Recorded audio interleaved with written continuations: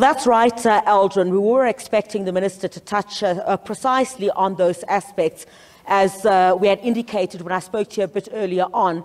The Minister basically saying, or telling us in this media briefing, that Nandipha Magudumana was essentially never abducted from Tanzania.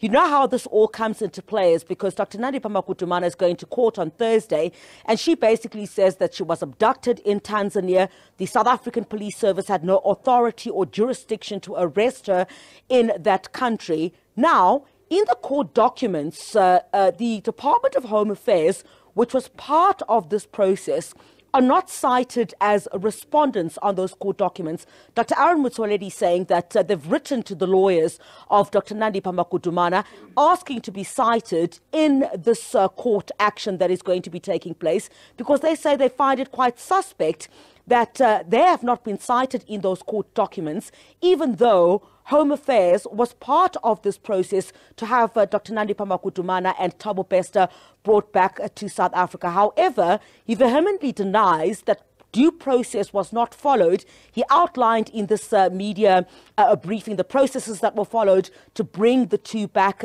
to South Africa, and also says essentially that Home Affairs wants to be part of this court action on Thursday, but not saying whether they're going to depose of an affidavit at this particular point.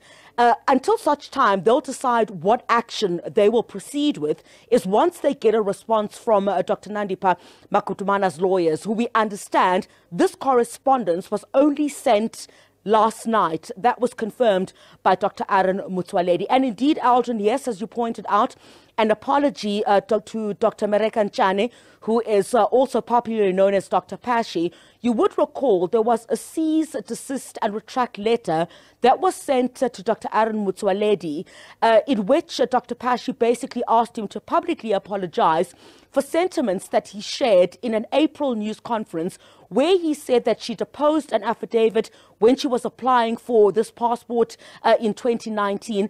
And in that affidavit, she'd essentially said that her passport had been stolen or had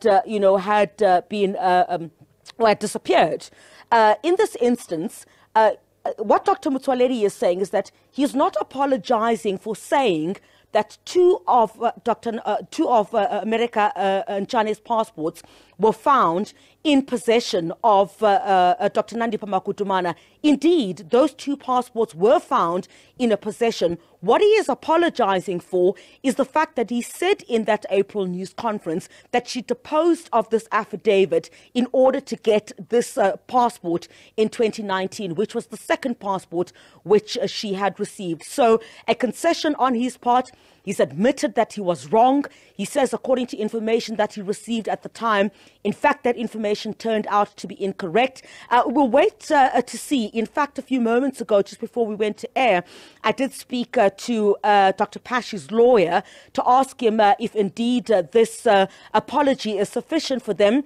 The lawyers did indicate that they're waiting to get instructions from Dr. Pashy on the way forward, because certainly in that cease, desist and retract letter, Dr. Pashy felt that the statements that were made regarding the supposed affidavit, she even challenged the minister in that letter to provide evidence of the so-called affidavit which she deposed, which the minister now has conceded simply does not exist.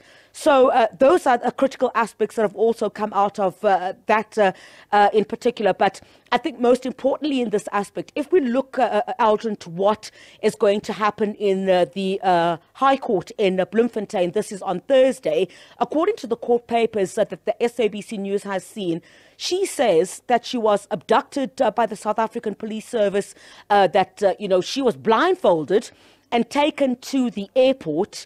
And essentially, South African Police Service officials did not have any jurisdiction to effect that kind of arrest there. So Dr. Motsoaledi outlining what processes were followed, basically saying that they feel they should also be part of this application on the basis that they had somewhat been in charge of this operation there. Because remember, when someone is being deported, it would be the jurisdiction of Home Affairs to carry out this deportation, when otherwise, for example, if it would have been an extradition, which it was not, that would fall under the domain of the Department of Justice. facts. So in this instance, Home Affairs says there was nothing untoward about what they did. They did follow due process, and that, if I can, this application that has been brought to the Bloemfontein High Court is somewhat nonsensical because it does not cite the Department of Home Affairs as respondents in that. We don't know what they're going to do going forward, because this letter was written overnight to Dr Nandipha Magudumana's lawyers. That was actually confirmed by the Home Affairs Minister after I asked him whether that was true or not. I guess in the next couple of hours, Eldon, we will know then if now officially these documents will be submitted to the court by the Department of Home Affairs for them to be able to join this action.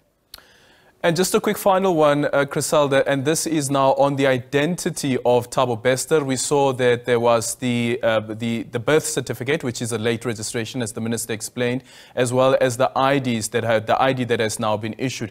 In relation, though, to the court case that is before the Bloemfontein Magistrates Court, where the lawyer representing Thabo Bester, Bila, had said that the court needs to ascertain and satisfy itself that it was actually Thabo Bester who was at Kgosi Mampuru appearing before the court virtually.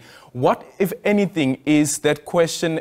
What, if anything, is this aspect, what the Minister has now mentioned in the issuing of the ID as well as the late registration, important when it comes to the case?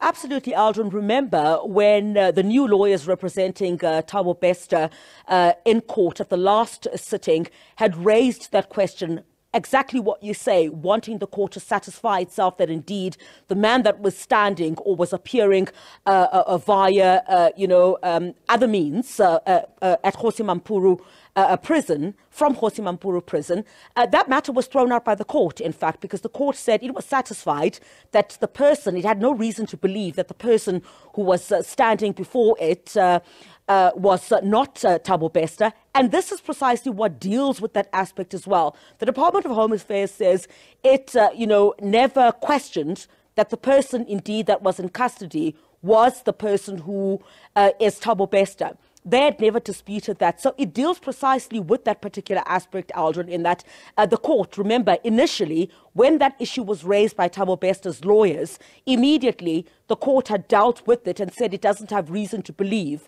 that the person that was appearing from Kgosi Mampuru to the Bloemfontein Magistrates Court was not Thabo Bester. So that matter had initially been thrown out to begin with. But this, of course, now invalidates it even further, in that the Department of Home Affairs has certainly satisfied itself now that indeed the person who is being brought before the court in this particular matter is indeed the person by the name of Thabo Bester. Thank you so much for your time. SABC News reporter there, Chriselda Lewis, following that press briefing there from the Minister of Home Affairs, Dr. Motsoaledi.